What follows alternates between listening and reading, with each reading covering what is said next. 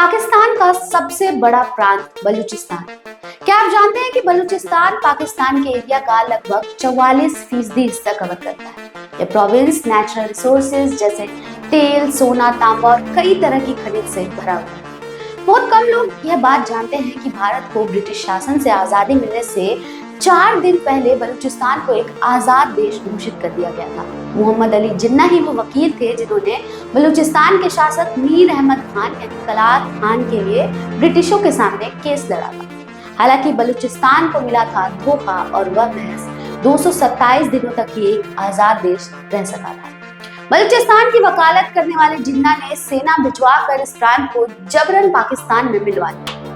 दशकों से पाकिस्तान पर यहाँ के लोगों के साथ अत्याचार के आरोप लगे। बलूचों की मांग है एक आजाद देश। यह असंतोष दशकों से सुलग रहा है और यही आग आज भड़क चुकी है। बलूचिस्तान के लोग पाकिस्तानी सेना के खिलाफ विद्रोह कर चुके हैं। बीते सप्ताह बलूचिस्तान लिबरल आर्मी ने 400 से ज्यादा लोगों से भरी ट्रेन को हाईजैक कर दिया। यही नहीं, इस विद्रोही समूह ने 100 से ज्यादा पाकिस्तानी सैनिकों के मारे जाने का भी दावा किया है। इस खबर ने बीते सप्ताह सनसनी मचा दी। वहीं सप्ताह तमिलनाडु और केंद्र सरकार के बीच चल रहे भाषा विवाद के बीच तब बखेड़ा खड़ा हो गया जब तमिलनाडु की सरकार ने रुपये के चिन्ह को ही बदल डाला। वहीं एलन मस्क के स्टारलिंक की इंडिया में एंट्री को लेकर आई खबर भी हेडलाइंस बनी। तो आज के एपिसोड में बात इन्हीं सुर्खियों बताएंगे बलूचिस्तान ट्रेन हाईजैक की पूरी कहानी। साथ ही आपको ले चलेंगे बिहार, जहां लालू यादव के बेटे तेज प्रताप ने होली के मौके पर ऐसा क्या कह दिया जिससे हंगामा मच गया, यह भी बताएंगे। और स्टारलिंक के इंटरनेट के लिए आपको कितने रुपए खर्च करने पड़ेंगे, यह भी आपको बताते चलेंगे। नमस्ते, मेरा नाम है जागृति और आप देखना शुरू कर चुके हैं आपका अपना weekly dose weekly wrap up. सबसे पहले बात पड़ोसी मुल्क पाकिस्तान की। पाकिस्तान के पश्चिमी इलाके में अफगानिस्तान से सटे बलूचिस्तान में बीते मंगलवार को एक ट्रेन हाईजैक हो गई। विद्रोहियों ने क्वेटा से पेशावर जा रही जाफर एक्सप्रेस को हाईजैक कर लिया। इस हाईजैकिंग की जिम्मेदारी ली बलूचिस्तान लिबरेशन आर्मी यानी BLA ने। खबरों के मुताबिक उस वक्त ट्रेन में 450 से ज्यादा लोग सवार थे जिन्हें विद्रोहियों ने कैदी बना लिया। बलूचों ने इस घटना को तब अंजाम दिया जब ट्रेन एक शांत और सुदूर पहाड़ी के पास थी। ट्रेन जब एक सुरंग से गुजर रही थी, विद्रोहियों ने रेलवे ट्रैक को उड़ा दिया। ट्रेन के पटरी से उतरते ही शुरू हो गई अंधाधुंध फायरिंग। पाकिस्तानी सेना ने आनन फानन में सेना भेजी, लेकिन BLA ने तब तक पूरा कंट्रोल अपने हाथों में ले लिया। दोनों तरफ से लगातार गोलीबारी हुई। भारी मात्रा में हथियारों से लैस इन आतंकियों ने करीब 36 घंटे तक लोगों को कैद में रखा। BLA ने ऐलान कर दिया कि अगर किसी भी तरह की सैन्य मदद की कोशिश की गई या एयर स्ट्राइक किया गया तो सभी बंदूकों को मौके पर ही मार दिया जाएगा और इसकी पूरी जिम्मेदारी सेना पर होगी। खौफ इतना ज्यादा था कि पाकिस्तानी सेना करीब भी नहीं आ पा रही थी। फिलहाल यह ऑपरेशन खत्म नहीं हुआ है और इसे लेकर अब भी सस्पेंस बना हुआ है। कैसे, इसे समझते हैं। पाकिस्तानी सेना और BLA ने इसे लेकर अलग अलग दावे किए हैं। पाकिस्तानी सेना का दावा है कि 340 से ज्यादा यात्रियों को सुरक्षित निकाल लिया गया है। वहीं पाकिस्तान ने यह भी कहा है कि बचाव अभियान के दौरान सेना ने करीब 33 आतंकियों को मार गिराया है और उनके 28 सैनिक मारे गए हैं। हालांकि बलूचिस्तान लिबरेशन आर्मी ने कहा है कि पाकिस्तान की सेना झूठ बोल रही है और यह ऑपरेशन अभी खत्म नहीं हुआ है। सेना के साथ जंग जारी है। इतना ही नहीं, समूह ने कहा है कि उसने सभी 214 बंदूकों को मार डाला है जो पाकिस्तानी सेना के जवान थे। BLA ने एक बयान जारी कर कहा है कि पाकिस्तान की सेना मौत का असली आंकड़ा छुपा रही है क्योंकि वह सैनिकों का मनोबल नहीं तोड़ना चाहती। समूह ने यह भी कहा है कि इन मौतों के लिए पाकिस्तान की सरकार जिम्मेदार है। उन्होंने कहा कि पाकिस्तान की सरकार उनसे बातचीत करने के लिए तैयार नहीं थी। बता दें कि इससे पहले BLA ने सरकार को कैदियों की अदला बदली के लिए 48 घंटे की मोहलत दी थी। BLA ने यह भी कहा था कि जिन लोगों को दिखाकर यह दावा किया जा रहा है कि उन्हें बचाया गया है, उन बुजुर्ग महिलाओं और बच्चों को पहले ही दिन रिहा कर दिया गया था। अब समझते हैं कि यह BLA संगठन आखिर है क्या और इस समूह का मकसद क्या है। बलूचिस्तान के लोगों का मानना है कि भारत पाकिस्तान बंटवारे के वक्त उन्हें जबरन पाकिस्तान में शामिल कर लिया गया था, जबकि वह खुद को एक आजाद मुल्क के तौर पर देखना चाहते थे। ऐसा नहीं हो सका और इसलिए इस प्रांत के लोगों का पाकिस्तान की सरकार और वहां की सेना के साथ संघर्ष चलता रहा है। बलूचिस्तान की आजादी की मांग करने वाले फिलहाल कई अलगाववादी समूह एक्टिव है। इनमें सबसे पुराने और असरदार संगठनों में से एक है बीएलए यानी बलूचिस्तान लिबरेशन आर्मी। माना जाता है कि यह संगठन पहली बार 1970 के दशक की शुरुआत में वजूद में आया था। जुल्फिकार अली भुट्टो की सरकार के खिलाफ बलूचों ने सशस्त्र बगावत शुरू कर दी, लेकिन सैन्य तानाशाह जियाउल हक की सत्ता पर कब्जे के बाद बलूच कौम परस्त लीडरों से बातचीत हुई। लेकिन सैन्य तानाशाह जियाउल हक की सत्ता पर कब्जे के बाद बलूच कौम परस्त लीडरों से बातचीत हुई और उसका नतीजा यह निकला कि सशस्त्र बगावत के खात्मे के बाद बलूचिस्तान लिबरेशन आर्मी भी गायब होती गई। फिर साल 2000 में ये वापस सक्रिय हुई। कुछ जानकार मानते हैं कि बीएलए की आधिकारिक स्थापना इसी साल हुई थी। 2000 से ही संगठन ने बलूचिस्तान के अलग अलग इलाकों में सरकारी प्रतिष्ठानों और सुरक्षा बलों पर हमलों का सिलसिला शुरू कर दिया। इस संगठन में ज्यादातर मैरी और बुगती जनजाति के लोग शामिल हैं और ये क्षेत्रीय आजादी के लिए पाकिस्तानी सरकार के खिलाफ लड़ रहे हैं। इसी साल पाकिस्तान ने बलूचिस्तान लिबरेशन आर्मी को चरमपंथी संगठनों की सूची में भी शामिल किया था। यह समूह बलूचिस्तान को विदेशी प्रभाव, खासतौर से चीन और पाकिस्तान सरकार से निजात दिलाना चाहता है। बीएलए का मानना है कि बलूचिस्तान के संसाधनों पर पहला हक उनका है। खैर, इन सब के बाद भी पाकिस्तान तो ठहरा पाकिस्तान। आतंकवादियों को पालने के लिए पूरी दुनिया में बदनाम पाकिस्तान में जब यह हाईजैकिंग हुई तो इसे सुलझाने की बजाय इसका इल्जाम भी वह भारत पर लगाने लगा। फिर क्या था, एक बार फिर मिला मुंह तोड़ जवाब। जाफर ट्रेन कांड पर बात करते हुए पाकिस्तान के विदेश मंत्रालय ने कहा कि इस हमले में भारत का हाथ हो सकता है। पाकिस्तान के विदेश मंत्रालय ने कहा, हमारी नीति में कोई बदलाव नहीं है और फिर तथ्य भी नहीं बदले जा सकते हैं। भारत पाकिस्तान के खिलाफ आतंकवाद को प्रायोजित करने में शामिल है। हमारे पास अफगानिस्तान में कॉल का पता लगने के भी सबूत है। पाकिस्तान ने कहा कि भारत अपने पड़ोसी देशों को अशांत करने और बड़े लेवल पर जंग छेड़ने की कोशिश कर रहा है। भारत ने इसका करारा जवाब दिया। भारत के विदेश मंत्रालय ने एक बयान जारी कर पाकिस्तान को आईना दिखाया। विदेश मंत्रालय ने एक बयान में कहा, हम पाकिस्तान की तरफ से लगाए गए इन निराधार आरोपों को पूरी तरह से खारिज करते हैं। पूरी दुनिया जानती है कि पाकिस्तान वैश्विक आतंकवाद का सेंटर है। अपनी आंतरिक परेशानियों और नाकामियों का ठीकरा किसी और पर फोड़ने की बजाय पाकिस्तान को अपने गिरेबान में झांक कर देखना चाहिए।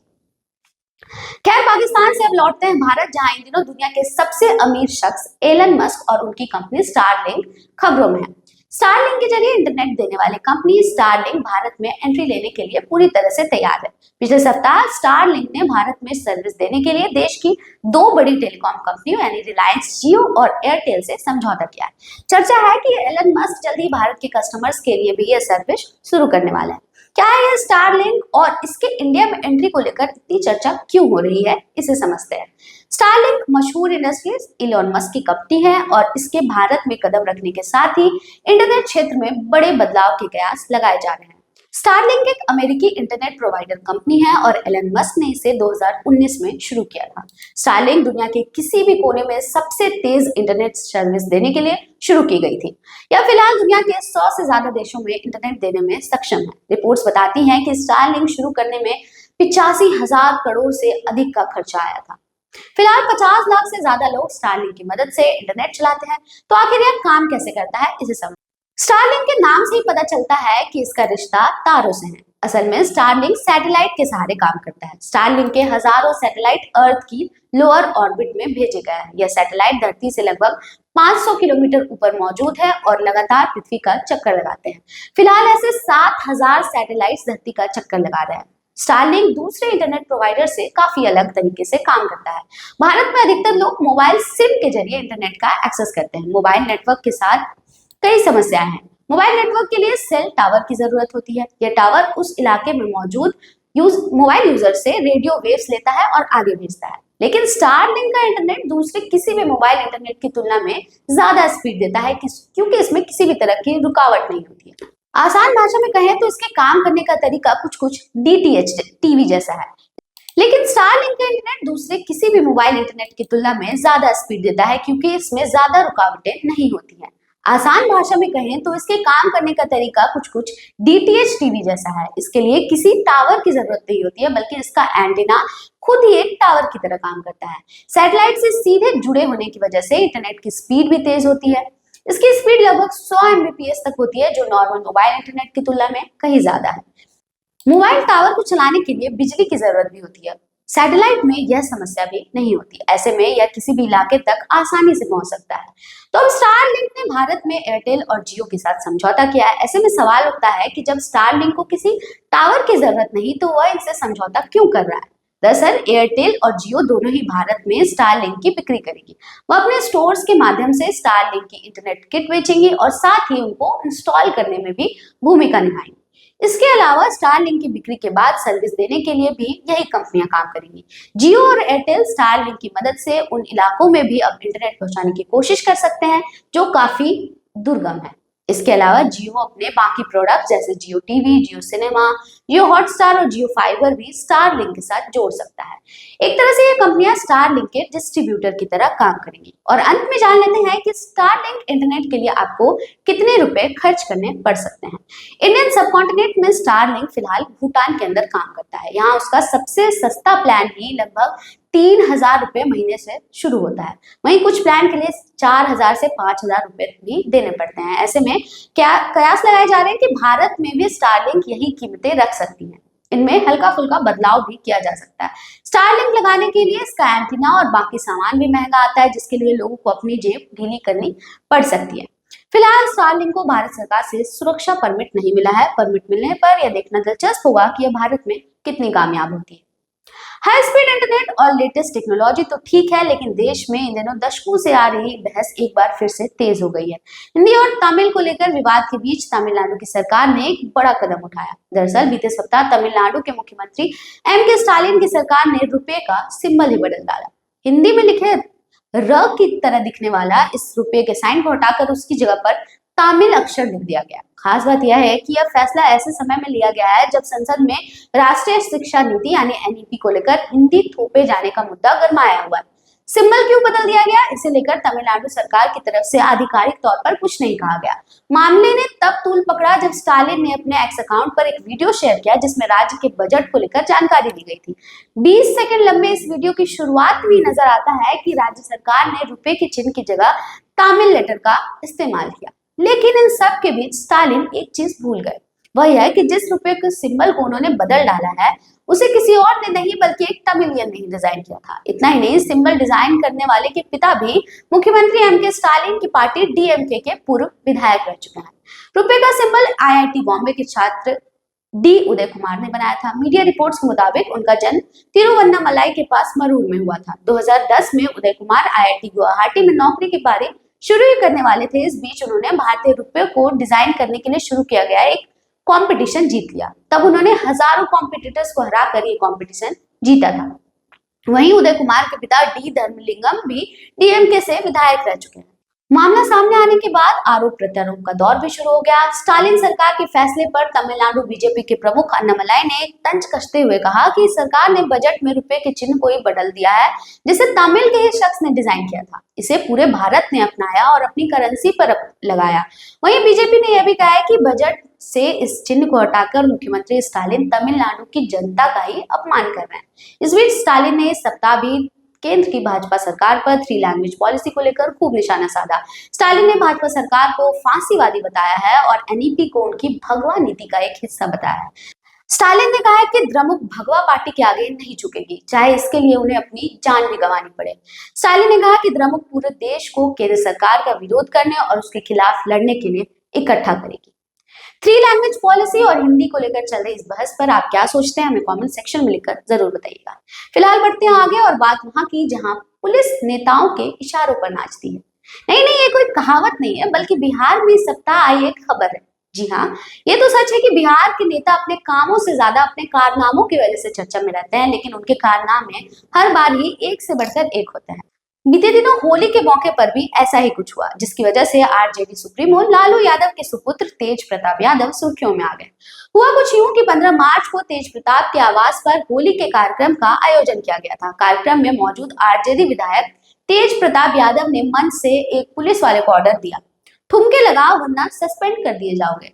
इसके बाद क्या, तेज प्रताप ने गाना भी गाया और पुलिसकर्मी ने उस पर ठुमका भी लगाया। पूरे मामले का एक वीडियो सोशल मीडिया पर खूब वायरल हो रहा है। आपको भी यह वीडियो जरूर देखना चाहिए। अभी सुनिए, सिपाही, दीपक, एक गाना बजाएंगे उसमें तुमको ठुमका लगाना, ठीक है, बुरा मत मानो, होली है, आज नहीं थूका लगाओगे तो सस्पेंड कर। विवाद बढ़ने के बाद अब इस पर एक्शन लेने की बात कही जा रही है। एसएसपी ने इस मामले पर संज्ञान लिया है। सिपाही को पुलिस लाइन भेज दिया गया है। वहीं उसकी जगह दूसरे सिपाही को तेज प्रताप के बॉडीगार्ड की जिम्मेदारी सौंपी गई है। लेकिन तेजू भैया ठहरे तेजू भैया। होली के मौके पर उनका एक और वीडियो खूब वायरल हुआ, जहां वह स्कूटी निकालकर मुख्यमंत्री आवास जा पहुंचे। यहाँ उन्होंने नीतीश कुमार को आवाज लगाते हुए कहा, ए पलटू चाचा, हैप्पी होली।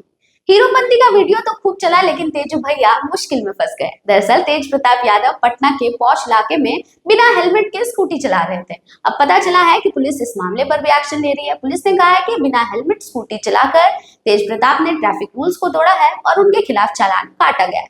वहीं बताया जा रहा है कि स्कूटी का इंश्योरेंस भी नहीं था और पटना ट्रैफिक पुलिस ने हेलमेट के अलावा इंश्योरेंस का भी चालान काट दिया है। खैर, चालान कटने से क्या होता है, भौकाल बने रहना चाहिए। खैर, बढ़ते आगे और आपको बताते हैं चीन के एक शख्स का कारनामा। अगर आपको भी ऐसा लगता है कि एचआर डिपार्टमेंट ईमेल भेजने के अलावा कोई काम नहीं करता, तो आप गलत हैं। जी हाँ, चीन के एक कंपनी में एक एचआर मैनेजर ने कुछ ज्यादा ही काम कर दिया और इसलिए उसे आराम देने के लिए जेल भेजा जा रहा है। नहीं, यह मजाक नहीं है, मतलब है तो मजाक ही, मजाक नहीं है। पूरे 8 साल अपनी कंपनी को उल्लू बनाना। तो वह कुछ यूं कि चीन के एक कंपनी के एचआर मैनेजर ने न सिर्फ 22 फर्जी एम्प्लॉय बनाए, बल्कि पूरे 8 साल से ज्यादा के टाइम के लिए उनके नाम पर सैलरी भी लेता रहा। इस दौरान उसने 16 मिलियन युआन यानी करीब 18 करोड़ रुपए का घोटाला किया। मामला तब सामने आया जब एक कर्मचारी को इस पर शक हुआ। चीन की वेबसाइट SCMP के एक रिपोर्ट के मुताबिक यांग नाम का शख्स take firm labour service company में पेरोल का काम देखता था। इस दौरान उसने देखा कि यहाँ सैलरी का कोई ऑडिट नहीं होता और उसने वहां काम करने वाले वर्कर्स पर भी पूरा कंट्रोल देखा। फिर क्या था, उसे सूझी एक तरकीब। उसने कई कर्मचारियों का एक रिकॉर्ड बनाया, फिर उसकी सैलरी को अपने कंट्रोल से एक बैंक अकाउंट में भेजने लगा। जब लेबर सर्विस कंपनी को इसका शक हुआ और उससे पूछताछ की, तो उसने अपनी गलती मान ली। पिछले 8 सालों में यांग ने 21 घोस्ट वर्कर्स बनाए और फ्रॉड अटेंडेंस रिकॉर्ड के साथ बिना किसी अड़ंगे के सैलरी लेता था। इस घटना के सामने आने के बाद पुलिस ने यांग को गिरफ्तार कर लिया है। यांग को करीब 10 साल जेल की सजा सुनाई गई है। उस पर जुर्माना भी लगाया गया है। साथ ही अगले 1 साल के लिए उससे सभी पॉलिटिकल राइट्स छीन लिए गए हैं। तो आज के वीकली रैपअप के एपिसोड में फिलहाल इतना ही। कैसा लगा आपको यह एपिसोड, जरूर बताइएगा। और हाँ, हमें इंतजार रहता है आपके सुझावों का भी। देखते रहिए रैपअप। शुक्रिया।